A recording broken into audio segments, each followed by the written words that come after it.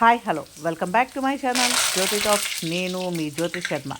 ఈరోజు మనం పెళ్ళిళ్ళల్లో వేసే చాలా టేస్టీ దొండకాయ ఫ్రై కర్రీ సింపుల్గా ఎలా చేసుకోవాలో మీకు చూపించిపోతున్నాను, చూసేసేయండి.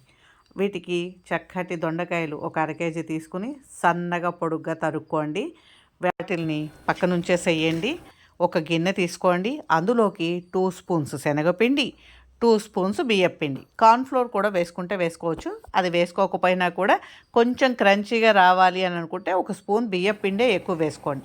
చిటికెడు పసుపు వేసుకోండి, రుచికి సరిపడా ఉప్పు వేయండి, అలాగే కారం కూడా వేసుకోండి, కొద్దిగా వేసుకోండి. ఎందుకంటే దీనిలో ఇంకో మంచి టేస్ట్గా అయ్యే పదార్థం మీకు ఎలా వేయాలో ఎప్పుడు వేయాలో చెప్తాను అనమాట.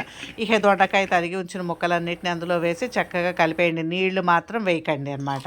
అలాగే దాంట్లో కాసిన బులుముకుట్లో నూనె పెట్టుకొని కాసిన జీడిపప్పులు, కాసిన పల్లీలు, పచ్చిమిరపకాయలు, కరివేపాకు కూడా నూనెలో దోరగా వేగించి తీసి ఒక గిన్నెలో కానీ బేసన్లో కానీ వేసుకోండి.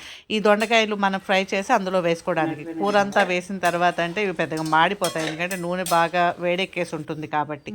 ఇలా పచ్చిమిరపకాయలతో సహా, పచ్చిమిరపకాయలు వేస్తే టేస్ట్ బాగుంటుందన్నమాట. సరే, అలా వేసేసి చక్కగా అన్నీ తీసుకొని అవి కూడా ఎలాగంటే క్రంచీగా వచ్చేలాగా వేసుకోవాలి.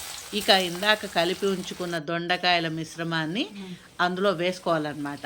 అలాగే పక్కన ఒక మిక్సీ జార్ తీసుకోండి. ఎండుమిరపకాయలు, కొబ్బరి, జీలకర్ర మిక్సీ పట్టుకోండి. ఆ పొడి కూడా ఈ కూరలో అంటే వేగిస్తున్న కూర ఏదైతే ఉందో అందులో వేసేసేయండి.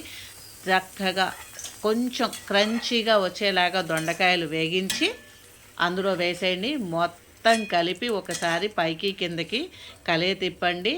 చాలా టేస్టీగా ఉంటుంది ఈ దొండకాయ కూర. అలాగే కారం అనేది మీకు సరిపడా, అంటే మీకు అలవాటు ఉన్నంతలో వేసుకోండి.